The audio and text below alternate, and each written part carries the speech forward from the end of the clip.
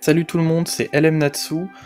Aujourd'hui je vous présente mon deck Magicien Sombre qui a été invaincu au dernier local et qui m'a permis donc de récupérer le titre de capitaine de l'équipe. Je vous fais cette vidéo pour première vidéo de la chaîne parce que le deck Magicien Sombre est un deck qui me tient à cœur et surtout parce que ça permet de lancer la chaîne pour ensuite les decks de animé / rétro que je vais pouvoir vous présenter, faire quelques duels avec parce que c'est vraiment ce que moi j'aime dans Yu-Gi-Oh! La chaîne sera sûrement, sera surtout basée là-dessus. Donc pour la présentation de mon deck Magicien Sombre, je vais jouer un Mahad Palladium et 2 Magiciens Sombres, qui sont malheureusement les briques du deck, mais on est obligé de les jouer, enfin en tout cas on est obligé de les jouer à ce ratio-là j'estime. Mahad Oracle Palladium peut être remplacé par une Magicienne des Ténèbres si on le souhaite, et Magicien Sombre il en faut forcément 2, parce que si on s'en fait bannir un, malheureusement la game devient très compliquée, on peut plus trop jouer, donc on a besoin d'en jouer 2. Ensuite, je joue 2 préparations des rites, tout simplement pour pouvoir ajouter un monstre rituel du deck à la main. Ce monstre rituel sera donc l'illusion du chaos, puisque c'est notre meilleur extender en fait. Illusion du chaos nous permet, remettant une carte au-dessus de notre deck, d'ajouter n'importe quel monstre magicien sombre ou monstre qui le mentionne. Et ça nous permet d'ajouter notamment 2 monstres spécifiques qui sont Âme des Magiciens. Âme des Magiciens qui nous permet d'ajouter à notre deck, d'envoyer de notre deck au cimetière, pardon, le Magicien Sombre, pour l'invoquer lui-même, et donc ce qui pourra nous permettre de piocher jusqu'à 2 cartes, ou directement d'invoquer le Magicien Sombre qu'on a envoyé au cimetière, pour, en fonction de ce qu'on a besoin sur le terrain en fait. Du coup, le deuxième monstre qu'on joue avec Illusion du Chaos, c'est Bâton du Magicien. Ça nous permet d'ajouter de notre deck à notre main une magie piège qui mentionne le Magicien Sombre, et surtout ça nous donne du follow-up, puisqu'on peut l'ajouter du cimetière à la main en sacrifiant un magicien pendant le tour adverse, ce qui nous permettra donc de continuer la game. C'est plutôt pas mal, et c'est pour ça que j'en joue uniquement 2, parce qu'il peut se remonter lui-même en main, et donc on peut le cycler assez facilement. Ensuite je joue 3 cercles du magicien, donc ça c'est la floodgate du deck. Ça va nous permettre d'ajouter une carte, enfin on regarde les 3 cartes de notre deck, on les met dans l'ordre qu'on veut, s'il y a une carte de l'archétype on peut l'ajouter à la main, et surtout ça va nous permettre de bannir une carte chez l'adversaire à chaque fois qu'on invoque un magicien sombre. On va jouer du coup un sauvetage du magicien pour pouvoir directement poser nos âmes éternelles. Âme éternelle pareil, j'aimerais pouvoir en jouer une seule, malheureusement si on nous la détruit on a forcément perdu, donc on est obligé d'en jouer 2. Sauvetage, ça nous permet d'avoir des costs gratuits pour la deuxième engine du deck ou pour âme du magicien, donc c'est pour ça qu'on la joue. Et surtout on peut la remonter au-dessus du deck avec âme du serviteur. Âme du serviteur qui nous permet de mettre une carte qui mentionne le magicien sombre au-dessus du deck, ou le magicien sombre lui-même. Du coup ça marche pas mal avec cercle du magicien, et surtout quand elle est dans le cimetière on peut la bannir pour piocher un nombre de cartes égal au magicien sombre, magicienne des ténèbres et palladium dans notre cimetière, ce qui va souvent nous faire piocher 1 ou 2 si on arrive à avoir le Mahad en plus.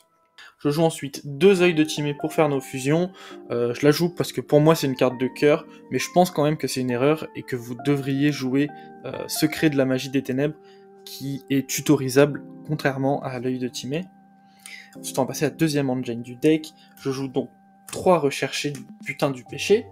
Donc ça c'est parce qu'on joue du coup l'engine Diable Star qui combo pas mal avec le deck puisque c'est des magiciens ténèbres niveau 7. Donc rechercher va nous permettre d'ajouter directement Diable Star qui elle va permettre de poser une carte butin du péché depuis notre deck, et dans ce cas, dans ma version, on aura 2 possibilités, soit Silvera, qui va nous permettre, en sacrifiant Diable Star, d'annuler une carte face recto sur le terrain, donc c'est vraiment pas mal du tout, soit Silvera, qui va nous permettre, en ciblant un magicien de niveau 7, donc ça peut être Mahad, ça peut être Magicien Sombre, ou ça peut être Diable Star, de réduire l'attaque de tous les monstres face recto sur le terrain de 2500, tous les monstres qui passeront, enfin chez l'adversaire, tous les monstres qui passeront à 0 seront détruits, et ça protège aussi notre monstre de tous les effets d'autres monstres. On va passer donc du coup au free spot, il nous reste 10 places dans le deck, pour arriver à 40, puisqu'on joue à 40. Je joue 3 floraisons de cendres, parce que c'est la meilleure hand trap du jeu, 3 infinis éphémères, à peu près pour la même raison que floraison de cendres, hein, ce sont les meilleures hand traps, 3 illusionnistes d'effet. Pour compléter, je pense que si on joue à 9 hand trap, de toute façon c'est celle-ci qu'il faut jouer, il n'y a pas vraiment d'autre choix possible, et en dernière carte, appelé par la tombe, pour l'extra deck. Donc en premier les fusions, on va jouer les magiciens sombres, donc qu'on peut faire avec les 2 Timée, ou Secret de la magie des ténèbres, ce que je vous conseille de faire, ça nous permet de piocher 1 à chaque fois qu'on active une magie piège, soit notre tour ou le tour de l'adversaire, et de la poser directement si c'est un piège. Maître du chaos, donc ça c'est pour faciliter le TK, ça nous permet d'invoquer spécialement un monstre lumière ou ténèbres depuis le cimetière. On peut bannir un lumière et un ténèbre pour clean le board, ça permet surtout de ramener des MAD ou ce genre de choses pour faire des OTK, c'est quand même plutôt sympa. On va jouer un DMDK, DMDK il est là pour protéger nos magies pièges, et ensuite on va jouer donc un Dragoon, parce que c'est certainement la plus forte fusion du jeu. C'est pour ça du coup que d'ailleurs moi, que je joue l'œil de Timée, et non la magie des ténèbres, parce que secret de la magie des ténèbres, malheureusement il nous faudrait un dragon pour faire Dragoon ou DMDK, et comme vous avez pu voir, malheureusement on ne joue pas de dragon dans le deck. En tout cas pas en main deck. Ensuite, pour les links, on va jouer un renoncer anima, ça attrape les joueurs qui jouent pas autour, surtout quand on joue magicien sombre, ils s'y attendent pas forcément, là où ils pourraient s'y attendre quand on joue Snake Eye ou ce genre de choses. Mais du coup avec magicien sombre, ils s'attendent pas forcément à avoir anima, donc ils jouent pas tout le temps autour, et on peut attraper les joueurs grâce à âme du magicien.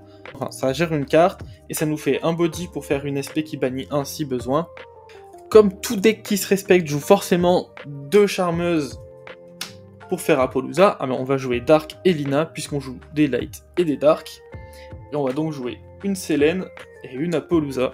Mais pour le go second, on va jouer un Access Code, qui va donc, pour ceux qui connaissent pas, en fait, les charmeuses nous permettent d'invoquer une carte du cimetière adverse, Selene nous permet d'invoquer un magicien de notre cimetière, et du coup, si je commence, je vais pouvoir faire Apollousa, qui aura 1600 d'attaque et qui va pouvoir annuler 2 effets de monstre, ou Access Code, qui passera à 5300 points d'attaque, et qui va pouvoir essayer d'OTK l'adversaire.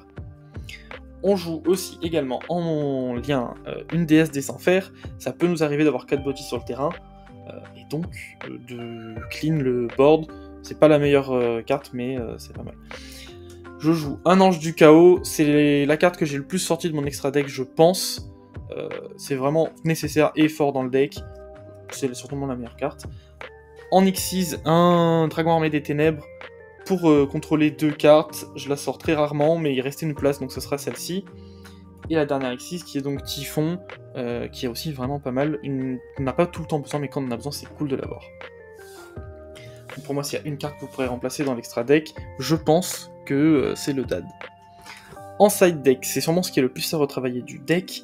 Je joue les bestiaux, donc je joue un Magnamut et 2 Druisium. Ce sont donc les dragons qu'on peut... Enfin, moi j'estime que je peux jouer dans mon deck, comme je vous disais, pour faire Dragoon. Ça permet de contrôler les cartes, encore une fois, en fonction du deck adverse, ça peut être très très fort. En Floodgate, j'ai décidé de mettre 3 filtres de puissance pour Yubel.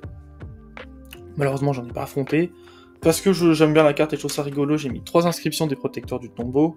Pareil, je l'ai pas vraiment sorti. Mais je trouve quand même la carte sympa. Une attaque de magie noire parce qu'on peut directement l'ajouter, la tutoriser avec notre deck. Un plumeau de dame harpie et un orage foudroyant. Donc tout ça c'est pour contrôler les decks stun, pour contrôler les magies pièges. Ensuite pour casser les boards adverses en go second, on va terminer avec 3 fois à force égale. Et donc ça sera tout. Je vous remercie d'avoir suivi cette vidéo, pensez à liker, vous abonner et commenter. Et je vous dis à bientôt pour une nouvelle vidéo.